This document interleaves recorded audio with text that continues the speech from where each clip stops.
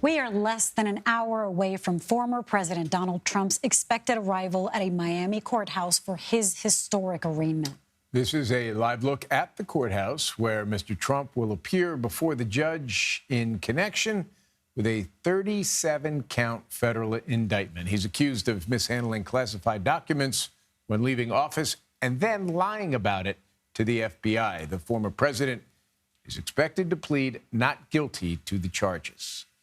Our chief election and campaign correspondent, Robert Costa, joins us now from Miami. Bob, give us a sense of sort of what we can expect in terms of what will unfold in the next couple of hours, and what will that look like? Jim, good to be with you. I'm here outside the federal courthouse in Miami, and I'm just looking around because the police presence has stopped in a cautionary way. We were cleared out of this park about an hour ago. They cleared us back to come in. But now there's a lot of shouting from people who have showed up here to protest, whether they're Trump supporters or Trump critics, and it's increasingly a tense atmosphere. There's only a small police line of tape on the ground, so we'll see how this all plays out, hopefully peacefully. Once Trump is inside the federal courthouse behind me, he will have an appearance in federal court. He'll hear the charges against him, though he can waive having it all read out loud, and he is expected to plead not guilty. Now, that is how it's all planning to play out logistically. Legally speaking, talk to us about who makes up Donald Trump's current legal team and what does that indicate about whatever his strategy we can expect in the courtroom.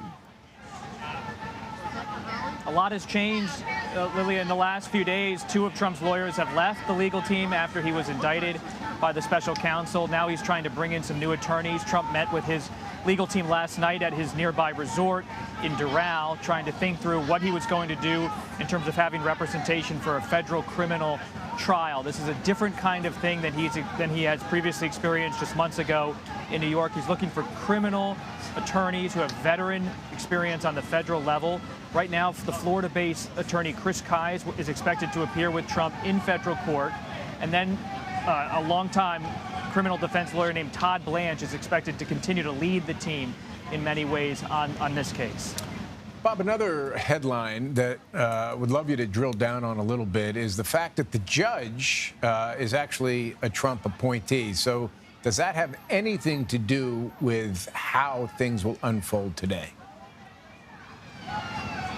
Well, Jim, you never want to read too much into a federal judge and what they're going to do because it'd be unfair to the judge. They're appointed by political people, appointed by presidents, Senate confirmed to serve on the federal bench, but they're supposed to rule in a way that's nonpartisan by the rule of law.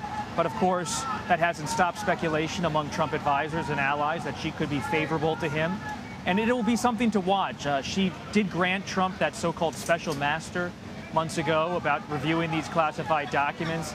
That created a bit of a logjam for federal investigators at the time. One thing I'll be tracking is how she handles what are called pretrial motions, efforts by the Trump camp to have certain pieces of evidence dismissed from consideration by the jury, maybe even a motion to dismiss. How Judge Eileen Cannon, the Trump appointee, handles that will reveal a lot, perhaps, about how this case will unfold. And Bob, what's going to happen today after Trump is processed? I mean, we've talked about the logistics. We've talked about the legal proceedings. Let's talk about the politics. Politically, the campaign carries on. This is an active, ongoing political campaign for 2024, the Republican nomination. Trump is expected to go back to New Jersey to his golf club to speak to supporters there.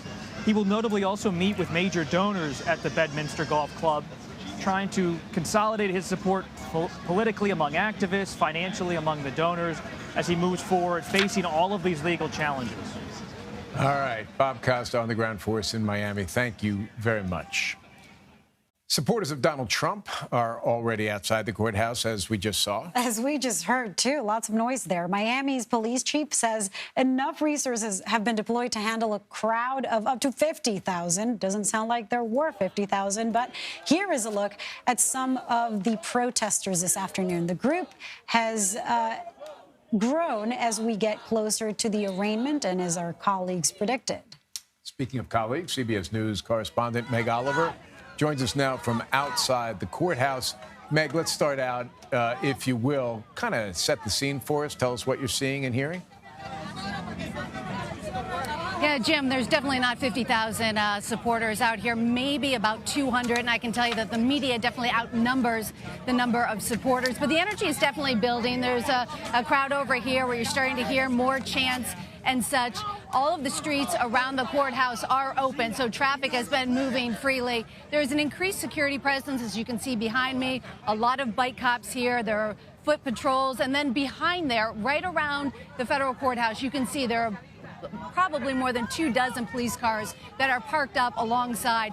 Multiple federal sources have told CBS News that they are concerned with the amount of security around the federal courthouse. If you continue over here, you can see just yellow police tape that's up. There are no real big bike barriers or anything like that. And again, the streets are open. They wanted traffic to be flowing.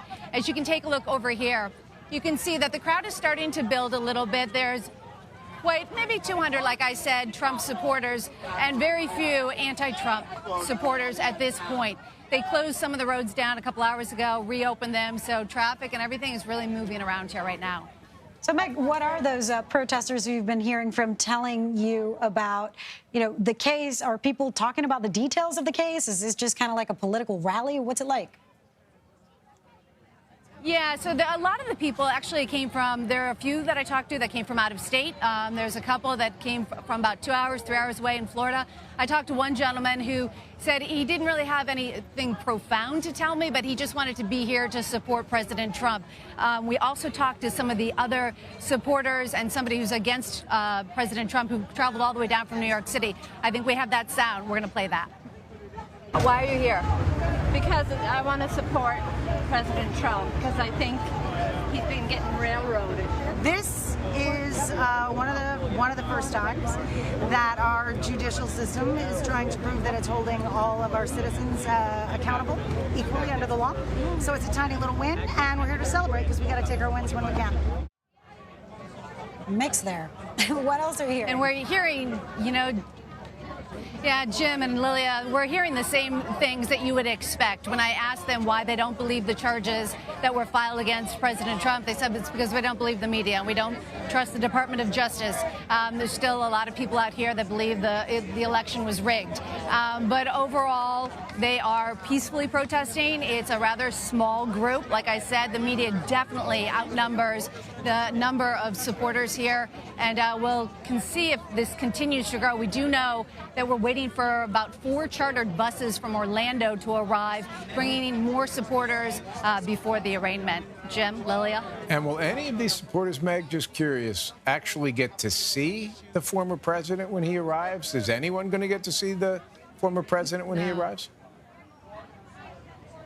No, this is not going to be like the indictment a few months ago in New York City. All of these people that are out here right now, they are not going to see President Trump, former President Trump, arrive at all. He's actually going to be taken in through an underground tunnel into the parking garage, brought up a private elevator. He will have the arraignment, and then right away, his plans are to leave for the airport, and he's flying back to Bedminster in New Jersey, where he will be having a fundraiser and speaking at 8:15. So all of these people out here supporting President Trump or against President Trump, they'll never see him today, Jim. All right, in New Jersey then. Meg Oliver, thank you.